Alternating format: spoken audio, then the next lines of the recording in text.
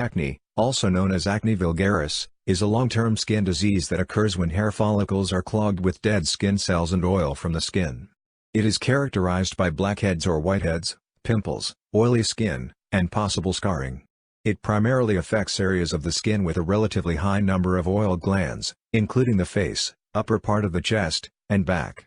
The resulting appearance can lead to anxiety, reduced self-esteem and, in extreme cases, depression or thoughts of suicide. Genetics is thought to be the primary cause of acne in 80% of cases. The role of diet and cigarette smoking is unclear, and neither cleanliness nor exposure to sunlight appear to play a part. In both sexes, hormones called androgens appear to be part of the underlying mechanism, by causing increased production of sebum. Another frequent factor is excessive growth of the bacterium Cutibacterium acnes, which is normally present on the skin. Many treatment options for acne are available, including lifestyle changes, medications, and medical procedures. Eating fewer simple carbohydrates such as sugar may help. Treatments applied directly to the affected skin, such as azelaic acid, benzoyl peroxide, and salicylic acid, are commonly used. Antibiotics and retinoids are available in formulations that are applied to the skin and taken by mouth for the treatment of acne. However, resistance to antibiotics may develop as a result of antibiotic therapy. Several types of birth control pills help against acne in women. Isotretinoin pills are usually reserved for severe acne due to greater potential side effects. Early and aggressive treatment of acne is advocated by some in the medical community to decrease the overall long-term impact to individuals. In 2015, acne was estimated to affect 633 million people globally, making it the 8th most common disease worldwide. Acne commonly occurs in adolescence and affects an estimated 80 to 90% of teenagers in the Western world. Lower rates are reported in some rural societies. Children and adults may also be affected before and after puberty.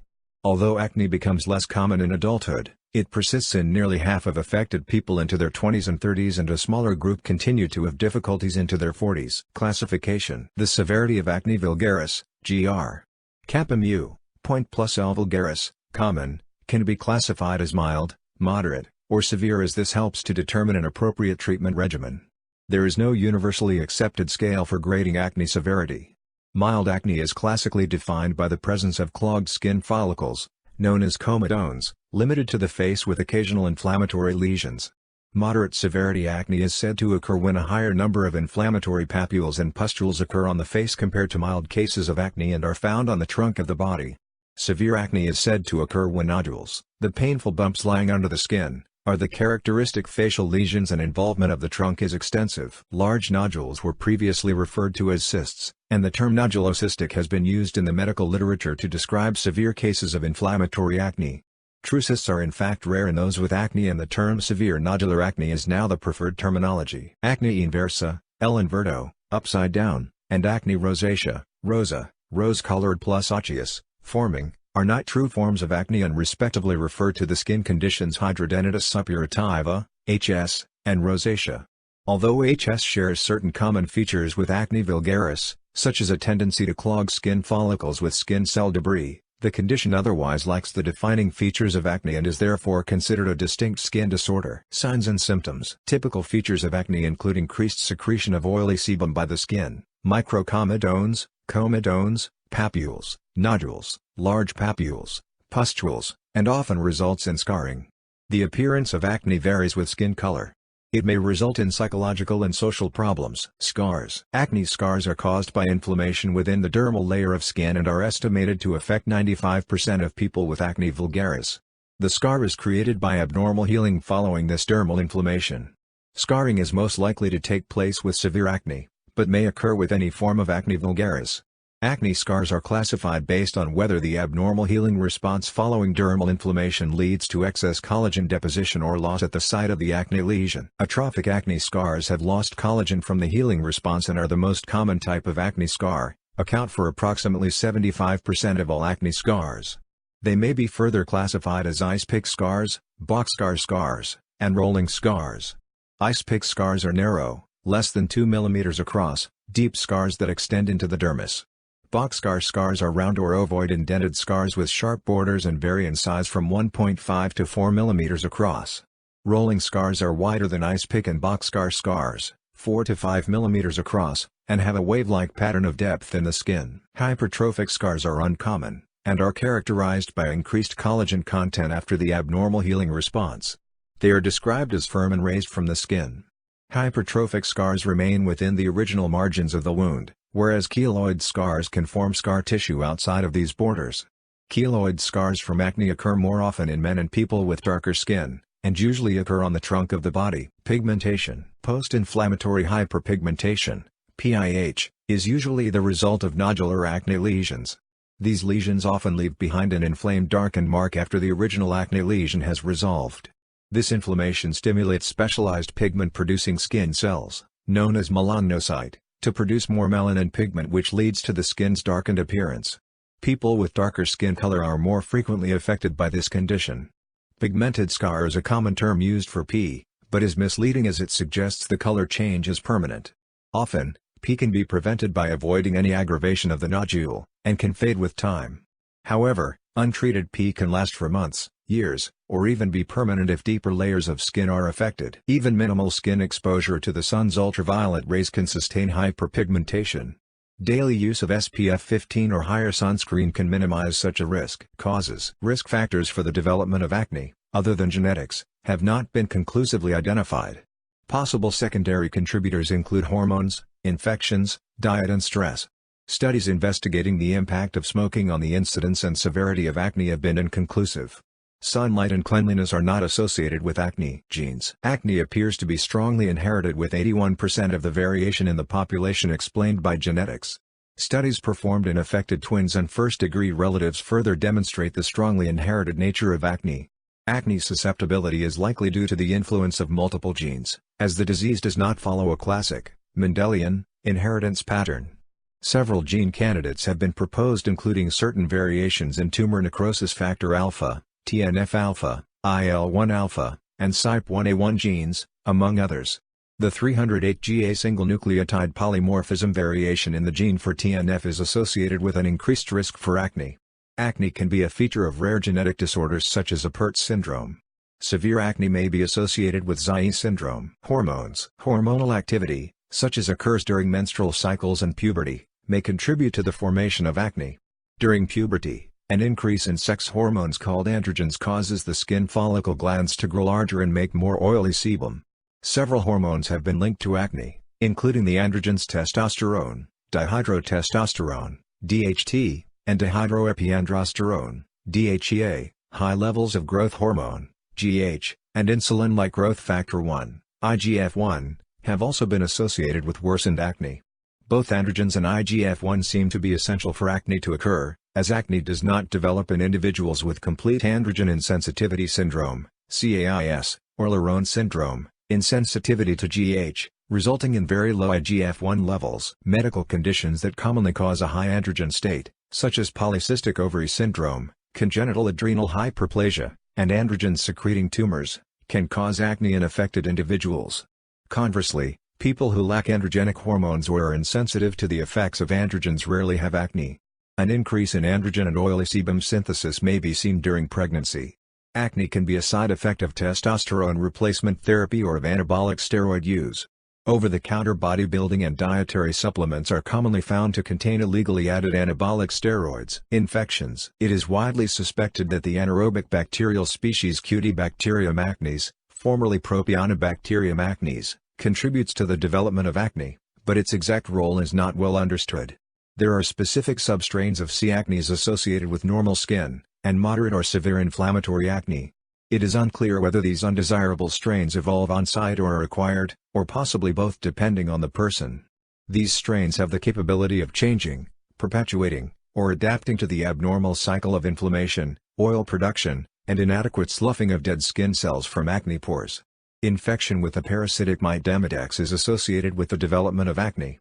It is unclear whether eradication of the mite improves acne. Diet. The relationship between diet and acne is unclear, as there is no high-quality evidence that establishes any definitive link between them. High glycemic load diets have been found to have different degrees of effect on acne severity. Multiple randomized controlled trials and non-randomized studies have found a lower glycemic load diet to be effective in reducing acne. There is weak observational evidence suggesting that dairy milk consumption is positively associated with a higher frequency and severity of acne. Milk contains whey protein and hormones such as bovine IGF-1 and precursors of dihydrotestosterone. These components are hypothesized to promote the effects of insulin and IGF-1 and thereby increase the production of androgen hormones, sebum, and promote the formation of comedones. Available evidence does not support a link between eating chocolate or salt and acne severity. Chocolate does contain varying amounts of sugar, which can lead to a high glycemic load, and it can be made with or without milk. Few studies have examined the relationship between obesity and acne. Vitamin B12 may trigger skin outbreaks similar to acne, acneiform eruptions, or worsen existing acne, when taken in doses exceeding the recommended daily intake. Eating greasy foods does not increase acne nor make it worse. Stress. Few high-quality studies have been performed which demonstrate that stress causes or worsens acne. While the connection between acne and stress has been debated, some research indicates that increased severity is associated with high stress levels in certain contexts such as hormonal changes seen in premenstrual syndrome. Environmental factors. Mechanical obstruction of skin follicles with helmets or chin straps can worsen pre-existing acne. Medications. Several medications can worsen pre-existing acne, with examples being lithium, hydanoin, isoniazid, glucocorticoids, iodides, bromides, and testosterone. Pathophysiology. Acne vulgaris is a chronic skin disease of the pilosebaceous unit and develops due to blockages in the skin's hair follicles. These blockages are thought to occur as a result of the following four abnormal processes: a higher than normal amount of oily sebum production, influenced by androgens, excessive deposition of the protein keratin leading to comedo formation, colonization of the follicle by Cutibacterium acnes, C. acnes, bacteria, and the local release of pro-inflammatory chemicals in the skin. The earliest pathologic change is the formation of a plug, a microcomedon, which is driven primarily by excessive growth, reproduction, and accumulation of skin cells in the hair follicle. In normal skin, the skin cells that have died come up to the surface and exit the pore of the hair follicle. However, increased production of oily sebum in those with acne causes the dead skin cells to stick together. The accumulation of dead skin cell debris and oily sebum blocks the pore of the hair follicle, thus forming the microcomedon. This is further exacerbated by the biofilm created by C. acnes within the hair follicle. If the microcomedon is superficial within the hair follicle, the skin pigment melanin is exposed to air, resulting in its oxidation and dark appearance, known as a blackhead or open comedo. In contrast, if the microcomedon occurs deep within the hair follicle, this causes the formation of a whitehead, known as a closed comedo. The main hormonal driver of oily sebum production in the skin is dihydrotestosterone. Another androgenic hormone responsible for increased sebaceous gland activity is DHEAS. Higher amounts of DHEAS are secreted during adrenarche, a stage of puberty, and this leads to an increase in sebum production. In a sebum-rich skin environment, the naturally occurring and largely commensal skin bacterium C. acnes readily grows and can cause inflammation within and around the follicle due to activation of the innate immune system. C. acnes triggers skin inflammation in acne by increasing the production of several pro-inflammatory chemical signals, such as IL-1-alpha, IL-8, TNF-alpha, and LTB4. IL-1-alpha is known to be essential to comedo formation. A major mechanism of acne-related skin inflammation is mediated by C. acnes' ability to bind and activate a class of immune system receptors known as toll-like receptors, TLRs, especially TLR2 and TLR4. Activation of TLR2 and TLR4 by C. acnes leads to increased secretion of IL-1-alpha, IL-8, and TNF-alpha. Release of these inflammatory signals attracts various immune cells to the hair follicle including neutrophils, macrophages, and Th1 cells. IL-1-alpha stimulates increased skin cell activity and reproduction, which in turn fuels comedo development.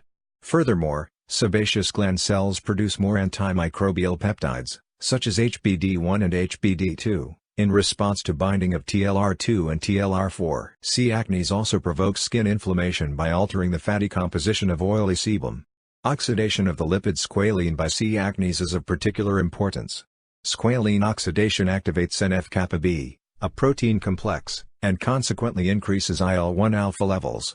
Additionally, squalene oxidation leads to increased activity of the 5-lipoxygenase enzyme responsible for conversion of arachidonic acid to leukotriene before, LTB4.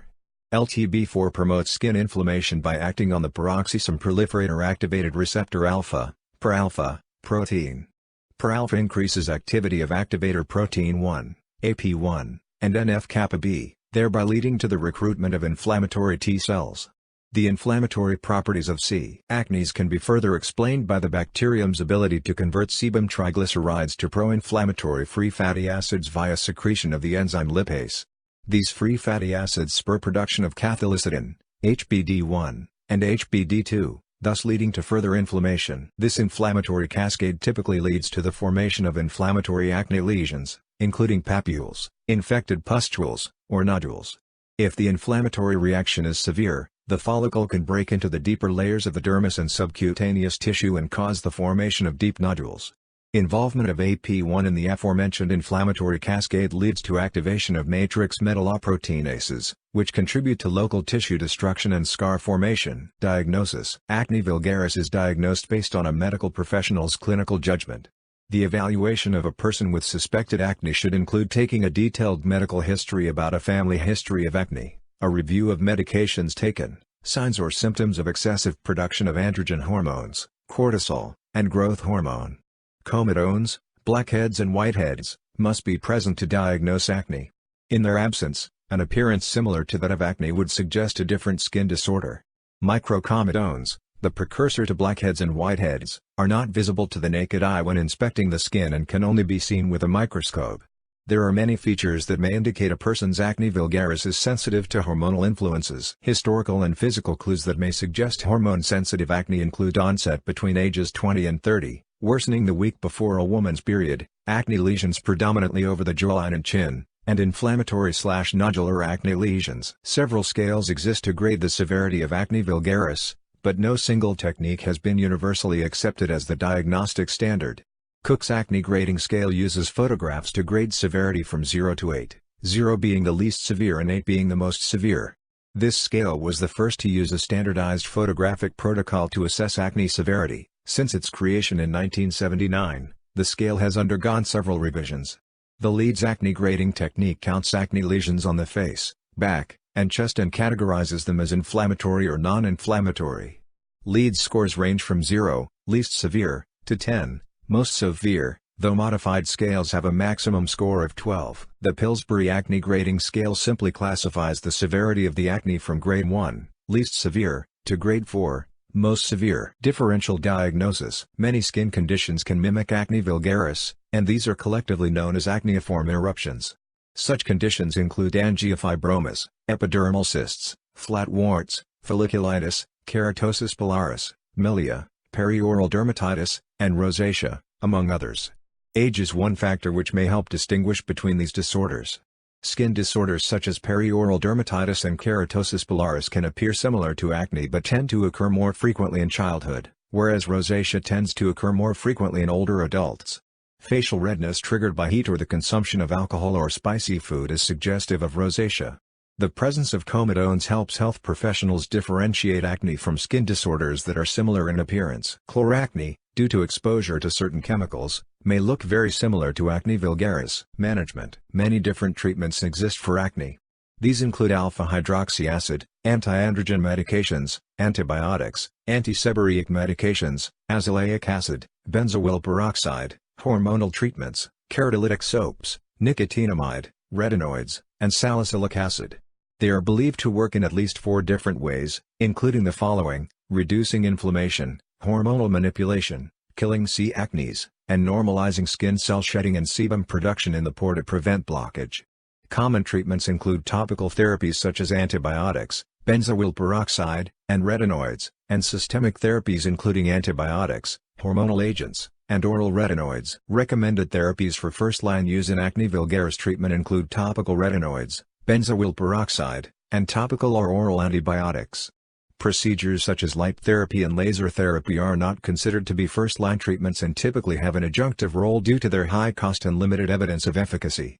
Medications for acne work by targeting the early stages of comedo formation and are generally ineffective for visible skin lesions. Improvement in the appearance of acne is typically expected between 8 and 12 weeks after starting therapy. Skin care: in general, it is recommended that people with acne do not wash affected skin more than twice daily. For people with acne and sensitive skin, a fragrance-free moisturizer may be used to reduce irritation. Skin irritation from acne medications typically peaks at 2 weeks after onset of use and tends to improve with continued use. Cosmetic products that specifically say non-comedogenic, oil-free, and won't clog pores are recommended. Diet. A diet low in simple sugars is recommended as a method of improving acne. As of 2014, evidence is insufficient to recommend milk restriction for this purpose. Medications. Benzoyl peroxide. Benzoyl peroxide, BPO, is a first-line treatment for mild and moderate acne due to its effectiveness and mild side effects, mainly skin irritation. In the skin follicle, benzoyl peroxide kills C. acnes by oxidizing its proteins through the formation of oxygen-free radicals and benzoic acid. These free radicals are thought to interfere with the bacterium's metabolism and ability to make proteins. Additionally, benzoyl peroxide is mildly effective at breaking down comedones and inhibiting inflammation. Benzoyl peroxide may be paired with a topical antibiotic or retinoid such as benzoyl peroxide/clindamycin and benzoyl peroxide/adapalene, respectively. Side effects include increased skin photosensitivity, dryness, redness and occasional peeling. Sunscreen use is often advised during treatment, to prevent sunburn. Lower concentrations of benzoyl peroxide are just as effective as higher concentrations in treating acne but are associated with fewer side effects. Unlike antibiotics, benzoyl peroxide does not appear to generate bacterial antibiotic resistance. Retinoids. Retinoids are medications which reduce inflammation, normalize the follicle cell life cycle, and reduce sebum production. They are structurally related to vitamin A. Studies show they are underprescribed by primary care doctors and dermatologists. The retinoids appear to influence the cell life cycle in the follicle lining. This helps prevent the accumulation of skin cells within the hair follicle that can create a blockage. They are a first-line acne treatment, especially for people with dark-colored skin, and are known to lead to faster improvement of post-inflammatory hyperpigmentation. Frequently used topical retinoids include adapalene, isotretinoin, retinol, tazarotene, and tretinoin. They often cause an initial flare-up of acne and facial flushing, and can cause significant skin irritation. Generally speaking, retinoids increase the skin's sensitivity to sunlight and are therefore recommended for use at night. Tretinoin is the least expensive of the topical retinoids and is the most irritating to the skin, whereas adapalene is the least irritating to the skin but costs significantly more. Most formulations of tretinoin cannot be applied at the same time as benzoyl peroxide. Tazarotene is the most effective and expensive topical retinoid, but is not as well tolerated. Retinol is a form of vitamin A that has similar but milder effects, and is used in many over-the-counter moisturizers and other topical products. Isotretinoin is an oral retinoid that is very effective for severe nodular acne, and moderate acne that is stubborn to other treatments. 1 to 2 months use is typically adequate to see improvement. Acne often resolves completely or is much milder after a 4 to 6 month course of oral isotretinoin. After a single course, about 80% of people report an improvement, with more than 50% reporting complete remission. About 20% of patients require a second course. Concerns have emerged that isotretinoin use is linked with an increased risk of adverse effects, like depression, suicidality, anemia, although there is no clear evidence to support some of these claims. Isotretinoin is superior to antibiotics or a placebo in reducing acne lesions. The frequency of adverse events was about twice as high with isotretinoin, although these were mostly dryness-related events. No increased risk of suicide or depression was conclusively found. Isotretinoin use in women of childbearing age is regulated due to its known harmful effects in pregnancy. For such a woman to be considered a candidate for isotretinoin, she must have a confirmed negative pregnancy test and use an effective form of birth control. In 2008, the United States started the iPledge program to prevent isotretinoin use during pregnancy. iPledge requires the woman under consideration for isotretinoin therapy to have 2 negative pregnancy tests and mandates the use of 2 types of birth control for at least 1 month before therapy begins and 1 month after therapy is complete. The effectiveness of the iPledge program has been questioned due to continued instances of contraception non-adherence. Antibiotics. Antibiotics are frequently applied to the skin or taken orally to treat acne and are thought to work due to their antimicrobial activity against C. acnes and their ability to reduce inflammation. With the widespread use of antibiotics for acne and an increased frequency of antibiotic-resistant C. acnes worldwide, antibiotics are becoming less effective, especially macrolide antibiotics such as topical erythromycin. Therefore, they are not recommended for use alone but are preferred as part of combination therapy. Commonly used antibiotics, either applied to the skin or taken orally, include clindamycin, erythromycin, metronidazole, sulfacetamide, and tetracyclines such as doxycycline and minocycline. Doxycycline 40 mg daily, low dose, appears to have similar efficacy to doxycycline 100 mg daily and has fewer gastrointestinal side effects. When antibiotics are applied to the skin, they are typically used for mild to moderately severe acne. Antibiotics taken orally are generally considered to be more effective than topical antibiotics, and produce faster resolution of inflammatory acne lesions than topical applications. Topical and oral antibiotics are not recommended for use together. Oral antibiotics are recommended for no longer than 3 months, as antibiotic courses exceeding this duration are associated with the development of antibiotic resistance and show no clear benefit over shorter courses. Furthermore, if long-term oral antibiotics beyond 3 months are thought to be necessary, it is recommended that benzoyl peroxide and/or a retinoid be used at the same time to limit the risk of C. acnes developing antibiotic resistance. Dapsone has shown efficacy against inflammatory acne but is generally not a first-line topical antibiotic due to higher cost and lack of clear superiority over other antibiotics. It is sometimes a preferred therapy in women or for people with sensitive or darker-toned skin. Topical dapsone is not recommended for use with benzoyl peroxide due to yellow-orange skin discoloration with this combination.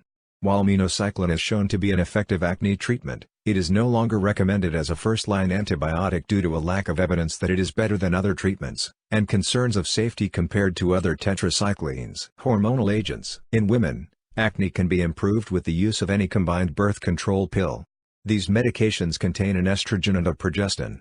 They work by decreasing the production of androgen hormones by the ovaries and by decreasing the free and hence biologically active fractions of androgens, resulting in lowered skin production of sebum and consequently reduced acne severity.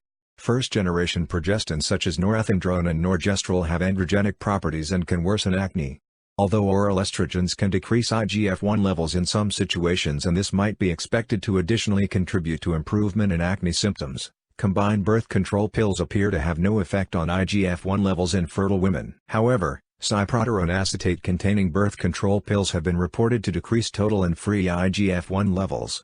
Combinations containing third or fourth generation progestins including desogestrel, dienogest, drospirenone, or norgestimate, as well as birth control pills containing cyproterone acetate or clermatinone acetate, are preferred for women with acne due to their stronger anti-androgenic effects. Studies have shown a 40 to 70% reduction in acne lesions with combined birth control pills. A 2014 review found that antibiotics by mouth appear to be somewhat more effective than birth control pills at decreasing the number of inflammatory acne lesions at 3 months. However, the two therapies are approximately equal in efficacy at 6 months for decreasing the number of inflammatory, non-inflammatory, and total acne lesions. The authors of the analysis suggested that birth control pills may be a preferred first-line acne treatment over oral antibiotics in certain women due to similar efficacy at 6 months and a lack of associated antibiotic resistance. Antiandrogens such as cyproterone acetate and spironolactone have been used successfully to treat acne, especially in women with signs of excessive androgen production such as increased hairiness or skin production of sebum, or baldness. Spironolactone is an effective treatment for acne in adult women, but unlike combined birth control pills, is not approved by the United States Food and Drug Administration for this purpose. The medication is primarily used as an aldosterone antagonist and is thought to be a useful acne treatment due to its ability to additionally block the androgen receptor at higher doses. Alone or in combination with a birth control pill, spironolactone has shown a 33 to 85% reduction in acne lesions in women. The effectiveness of spironolactone for acne appears to be dose-dependent. High-dose cyproterone acetate alone has been found to decrease symptoms of acne in women by 75 to 90% within 3 months. It is usually combined with an estrogen to avoid menstrual irregularities and estrogen deficiency. The medication has also been found to be effective in the treatment of acne in males, with one study finding that a high dosage reduced inflammatory acne lesions by 73%. However, the side effects of cyproterone acetate in males, such as gynecomastia, sexual dysfunction, and decreased bone mineral density, make its use for acne in this sex impractical in most cases. Hormonal therapies should not be used to treat acne during pregnancy or lactation as they have been associated with birth disorders such as hypospadias, and feminization of the male babies. In addition, women who are sexually active and who can or may become pregnant should use an effective method of contraception to prevent pregnancy while taking an anti-androgen. Anti-androgens are often combined with birth control pills for this reason, which can result in additive efficacy. Flutamide, a pure antagonist of the androgen receptor, is effective in the treatment of acne in women. It has generally been found to reduce symptoms of acne by 80 or 90% even at low doses, with several studies showing complete acne clearance. In one study, flutamide decreased acne scores by 80% within 3 months, whereas spironolactone decreased symptoms by only 40% in the same time period. In a large long-term study, 97% of women reported satisfaction with the control of their acne with flutamide. Although effective, flutamide has a risk of serious liver toxicity, and cases of death in women taking even low doses of the medication to treat androgen-dependent skin and hair conditions have occurred. As such, the use of flutamide for acne has become increasingly limited, and it has been argued that continued use of flutamide for such purposes is unethical. Bicalutamide, a pure androgen receptor antagonist with the same mechanism as flutamide and with comparable or superior anti-androgenic efficacy but without its risk of liver toxicity, is a potential alternative to flutamide in the treatment of androgen-dependent skin and hair conditions in women. Clascoterone is a topical anti-androgen which has demonstrated effectiveness in the treatment of acne in both males and females and is currently in the late stages of clinical development. It has shown no systemic absorption or associated anti-androgenic side effects. In a direct head-to-head comparison, clascoterone showed greater effectiveness than topical isotretinoin. 5-alpha reductase inhibitors such as finasteride and dutasteride may be useful for the treatment of acne in both males and females, but have not been thoroughly evaluated for this purpose. In addition, the high risk of birth defects with 5-alpha reductase inhibitors limits their use in women. However, 5-alpha reductase inhibitors can be combined with birth control pills to prevent pregnancy, and are frequently used to treat excessive hair in women. There is no evidence as of 2010 to support the use of cimetidine or ketoconazole in the treatment of acne. Hormonal treatments for acne such as combined birth control pills and antiandrogens may be considered a first-line therapy for acne under a number of circumstances, including when contraception is desired, when known or suspected hyperandrogenism is present, when acne occurs in adulthood, when acne flares premenstrually, and when symptoms of significant sebum production, seborrhea, are co-present. Hormone therapy is effective for acne even in women with normal androgen levels. Azelaic acid. Azelaic acid has been shown to be effective for mild to moderate acne when applied topically at a 20% concentration. Treatment twice daily for 6 months is necessary, and is as effective as topical benzoyl peroxide 5%, isotretinoin 0.05%, and erythromycin 2%. Azelaic acid is thought to be an effective acne treatment due to its ability to reduce skin cell accumulation in the follicle, and its antibacterial and anti-inflammatory properties. It has a slight skin lightening effect due to its ability to inhibit melanin synthesis, and is therefore useful in treating of individuals with acne who are also affected by post-inflammatory hyperpigmentation. Azelaic acid may cause skin irritation but is otherwise very safe. It is less effective and more expensive than retinoids. Salicylic acid. Salicylic acid is a topically applied beta-hydroxy acid that stops bacteria from reproducing and has keratolytic properties. It opens obstructed skin pores and promotes shedding of epithelial skin cells. Salicylic acid is known to be less effective than retinoid therapy. Dry skin is the most commonly seen side effect with topical application, though darkening of the skin has been observed in individuals with darker skin types. Other medications. Topical and oral preparations of nicotinamide, the amide form of vitamin B3, have been suggested as alternative medical treatments. It is thought to improve acne due to its anti-inflammatory properties, its ability to suppress sebum production, and by promoting wound healing. Topical and oral preparations of zinc have similarly been proposed as effective treatments for acne. Evidence to support their use for this purpose is limited. The purported efficacy of zinc is attributed to its capacity to reduce inflammation and sebum production, and inhibit C. acnes. Antihistamines may improve symptoms among those already taking isotretinoin due to their anti-inflammatory properties and their ability to suppress sebum production. Hydroquinone lightens the skin when applied topically by inhibiting tyrosinase, the enzyme responsible for converting the amino acid tyrosine to the skin pigment melanin, and is used to treat acne-associated post-inflammatory hyperpigmentation. By interfering with new production of melanin in the epidermis, hydroquinone leads to less hyperpigmentation as darkened skin cells are naturally shed over time. Improvement in skin hyperpigmentation is typically seen within 6 months when used twice daily. Hydroquinone is ineffective for hyperpigmentation affecting deeper layers of skin such as the dermis. The use of a sunscreen with SPF 15 or higher in the morning with reapplication every 2 hours is recommended when using hydroquinone. Its application only to affected areas lowers the risk of lightening the color of normal skin but can lead to a temporary ring of lightened skin around the hyperpigmented area. Hydroquinone is generally well tolerated, Side effects are typically mild, for example, skin irritation, and occur with use of a higher than the recommended 4% concentration. Most preparations contain the preservative sodium metabisulfite, which has been linked to rare cases of allergic reactions including anaphylaxis and severe asthma exacerbations in susceptible people.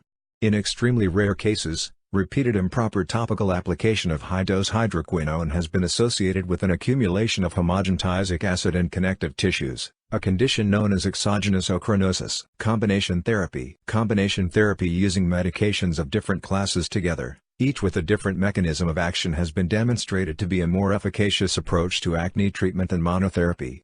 The use of topical benzoyl peroxide and antibiotics together has been shown to be more effective than antibiotics alone. Similarly, using a topical retinoid with an antibiotic clears acne lesions faster than the use of antibiotics alone.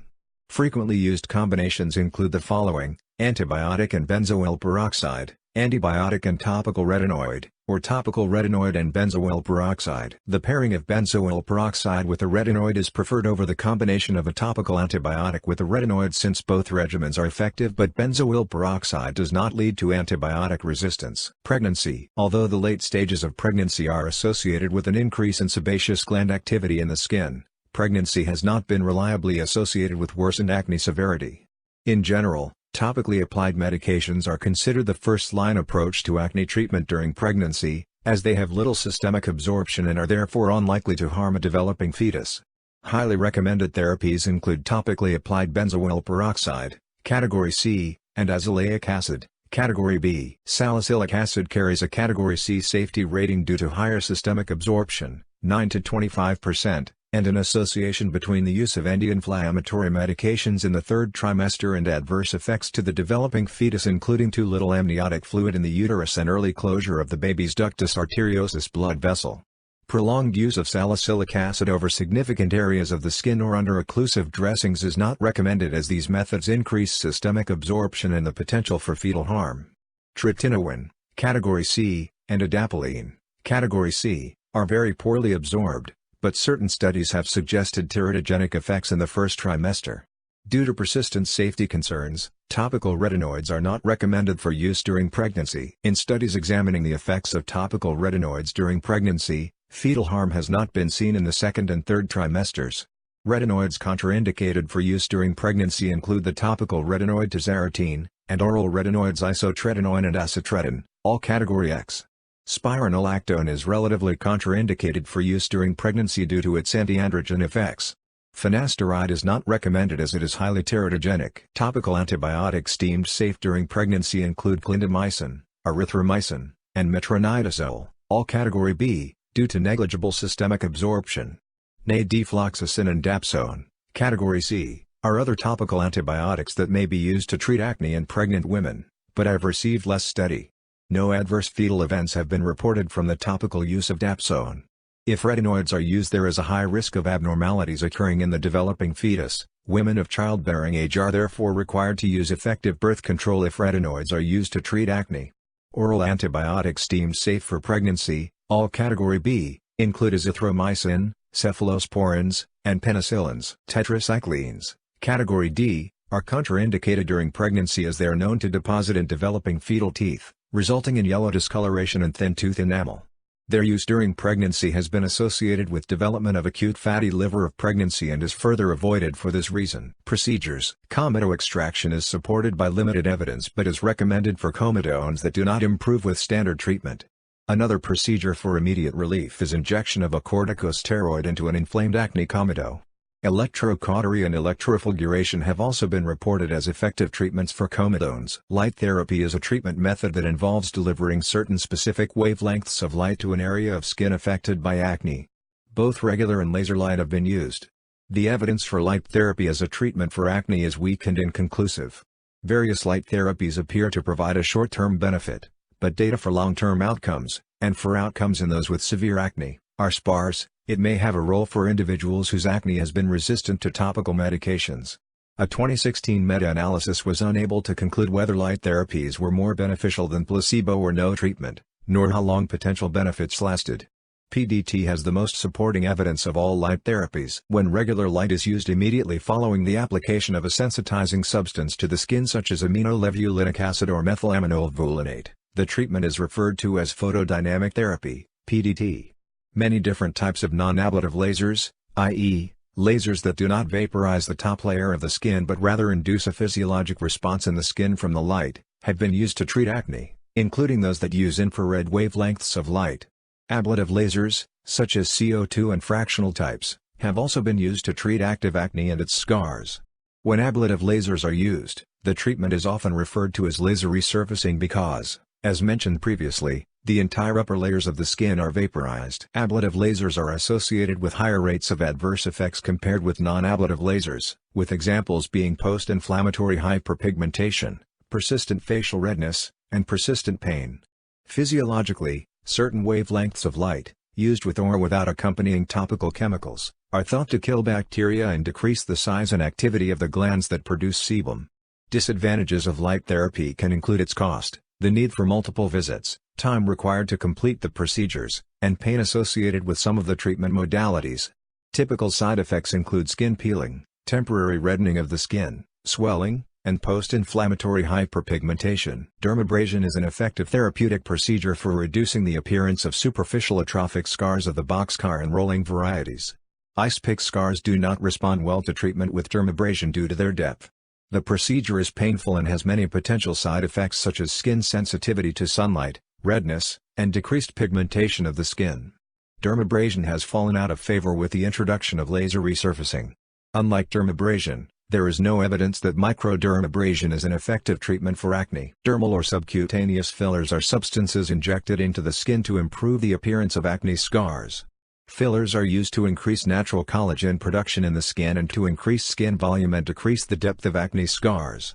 Examples of fillers used for this purpose include hyaluronic acid, polymethyl methacrylate, microspheres with collagen, human and bovine collagen derivatives, and fat harvested from the person's own body, autologous fat transfer. Microneedling is a procedure in which an instrument with multiple rows of tiny needles is rolled over the skin to elicit a wound healing response and stimulate collagen production to reduce the appearance of atrophic acne scars in people with darker skin color. Notable adverse effects of microneedling include post-inflammatory hyperpigmentation and tram track scarring, described as discrete slightly raised scars in a linear distribution similar to a tram track. The latter is thought to be primarily attributable to improper technique by the practitioner, including the use of excessive pressure or inappropriately large needles. Subcision is useful for treatment of superficial atrophic acne scars and involves the use of a small needle to loosen the fibrotic adhesions that result in the depressed appearance of the scar. Chemical peels can be used to reduce the appearance of acne scars.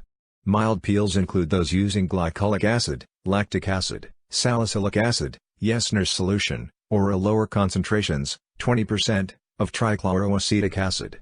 These peels only affect the epidermal layer of the skin and can be useful in the treatment of superficial acne scars as well as skin pigmentation changes from inflammatory acne. Higher concentrations of trichloroacetic acid, 30 to 40%, are considered to be medium-strength peels and affect skin as deep as the papillary dermis. Formulations of trichloroacetic acid concentrated to 50% or more are considered to be deep chemical peels. Medium-strength and deep-strength chemical peels are more effective for deeper atrophic scars, but are more likely to cause side effects such as skin pigmentation changes, infection, and small white superficial cysts known as milia. Alternative medicine. Complementary therapies have been investigated for treating people with acne. Low-quality evidence suggests topical application of tea tree oil or bee venom may reduce the total number of skin lesions in those with acne. Tea tree oil is thought to be approximately as effective as benzoyl peroxide or salicylic acid, but has been associated with allergic contact dermatitis. Proposed mechanisms for tea tree oil's anti-acne effects include antibacterial action against C. acnes, and anti-inflammatory properties. Numerous other plant-derived therapies have been observed to have positive effects against acne, for example, basil oil and oligosaccharides from seaweed. However, few studies have been performed, and most have been of lower methodological quality. There is a lack of high-quality evidence for the use of acupuncture, herbal medicine, or cupping therapy for acne. Self-care. Many over-the-counter treatments in many forms are available, which are often referred to as cosmeceuticals. Certain types of makeup may be useful to mask acne. In those with oily skin, A water-based product is often preferred. Prognosis: acne usually improves around the age of 20, but may persist into adulthood. Permanent physical scarring may occur. There is good evidence to support the idea that acne and associated scarring negatively affect a person's psychological state, worsen mood, lower self-esteem, and are associated with a higher risk of anxiety disorders, depression, and suicidal thoughts. Another psychological complication of acne vulgaris is acne excori, which occurs when a person persistently picks and scratches pimples, irrespective of the severity of their acne. This can lead to significant scarring, changes in the affected person's skin pigmentation, and a cyclic worsening of the affected person's anxiety about their appearance. Rare complications from acne or its treatment include the formation of pyogenic granulomas, osteoma cutis, and solid facial edema. Early and aggressive treatment of acne is advocated by some in the medical community to reduce the chances of these poor outcomes. Epidemiology: globally, acne affects approximately 650 million people, or about 9.4% of the population, as of 2010. It affects nearly 90% of people in Western societies during their teenage years, but can occur before adolescence and may persist into adulthood. While acne that first develops between the ages of 21 and 25 is uncommon, it affects 54% of women and 40% of men older than 25 years of age, and has a lifetime prevalence of 85%. About 20% of those affected have moderate or severe cases. It is slightly more common in females than males, 9.8% versus 9.0%. In those over 40 years old, 1% of males and 5% of females still have problems. Rates appear to be lower in rural societies. While some research has found it affects people of all ethnic groups, acne may not occur in the non-westernized peoples of Papua New Guinea and Paraguay. Acne affects 40 to 50 million people in the United States, 16%, and approximately 3 to 5 million in Australia, 23%. Severe acne tends to be more common in people of Caucasian or Hispanic descent than in people of African descent. History: pharaohs are recorded as having had acne, which may be the earliest known reference to the disease. Since at least the reign of Cleopatra, 69 to 30 BCE, the application of sulfur to the skin has been recognized as a useful treatment for acne. The 6th century Greek physician Aetius of Amida is credited with coining the term ainthos, omicron nu theta omegas I, or acne, which is believed to have been a reference to facial skin lesions that occur during the acme of life, puberty. In the 16th century, the French physician and botanist François Boissier de Sauvage de Lacroix provided one of the earlier descriptions of acne. He used the term cydracia acne to describe small, red and hard tubercles that altered a person's facial appearance during adolescence, and were neither itchy nor painful. The recognition and characterization of acne progressed in 1776 when Joseph Planck, an Austrian physician, published a book that proposed the novel concept of classifying skin diseases by their elementary, initial, lesions. In 1808 the English dermatologist Robert Willan refined Planck's work by providing the first detailed descriptions of several skin disorders using a morphologic terminology that remains in use today. Thomas Spateman continued and expanded on Robert Willan's work as his student and provided the first descriptions and illustrations of acne accepted as accurate by modern dermatologists. Erasmus Wilson, in 1842, was the first to make the distinction between acne vulgaris and rosacea. The first professional medical monograph dedicated entirely to acne was written by Lucius Duncan Bulkley and published in New York in 1885. Scientists initially hypothesized that acne represented a disease of the skin's hair follicle, and occurred due to blockage of the pore by sebum. During the 1880s, bacteria were observed by microscopy in skin samples affected by acne and were regarded as the causal agents of comedones, sebum production, and ultimately acne. During the mid-20th century, dermatologists realized that no single hypothesized factor, sebum, bacteria, or excess keratin, could completely explain the disease. This led to the current understanding that acne could be explained by a sequence of related events, beginning with blockage of the skin follicle by excessive dead skin cells, followed by bacterial invasion of the hair follicle pore, changes in sebum production, and inflammation. The approach to acne treatment underwent significant changes during the 20th century. Retinoids were introduced as a medical treatment for acne in 1943. Benzoyl peroxide was first proposed as a treatment in 1958 and has been routinely used for this purpose since the 1960s. Acne treatment was modified in the 1950s with the introduction of oral tetracycline antibiotics, such as minocycline. These reinforced the idea amongst dermatologists that bacterial growth on the skin plays an important role in causing acne.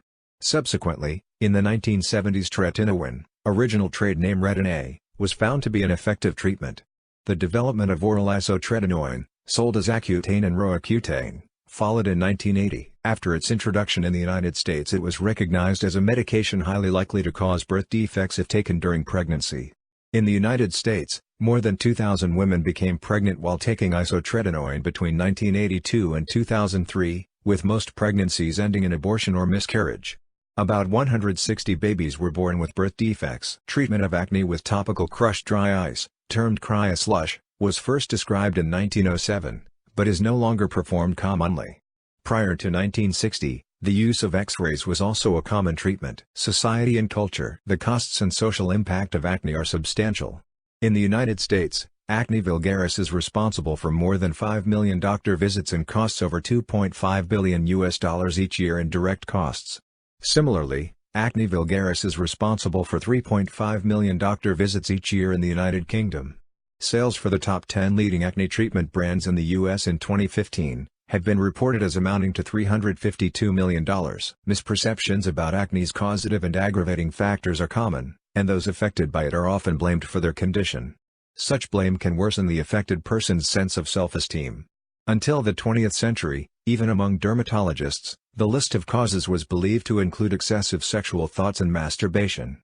Dermatology's association with sexually transmitted infections, especially syphilis, contributed to the stigma. Acne vulgaris and its resultant scars have been associated with significant social and academic difficulties that can last into adulthood, including difficulties obtaining employment.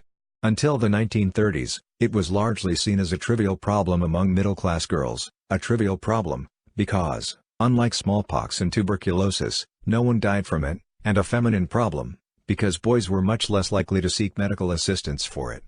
During the Great Depression, dermatologists discovered that young men with acne had difficulty obtaining jobs, and during World War II, some soldiers in tropical climates developed such severe and widespread tropical acne on their bodies that they were declared medically unfit for duty. Research efforts to better understand the mechanisms of sebum production are underway.